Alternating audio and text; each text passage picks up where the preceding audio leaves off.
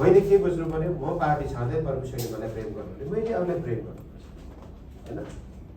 म असल व्यक्ति भएर यसैले मलाई चुनेको होइन, मलाई थाहा छ, थाहा हुनुपर्छ प्रत्येकलाई।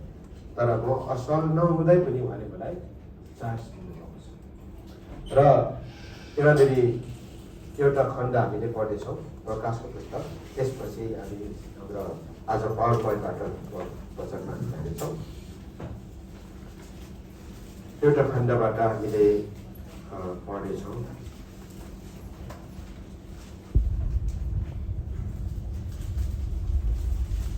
ल हामी एफिसिसको मण्डलीको लागि लेखेको प्रकाश वाक्य 2 अध्यायको 4 पद र 5 पदमा मैले पढेँ। यसरी भनेको छ, तर तिम्रो विरुद्धमा मसित यो कुरा छ कि तिमीले तिम्रो पहिलो प्रेम त्यागिदिएका छौ।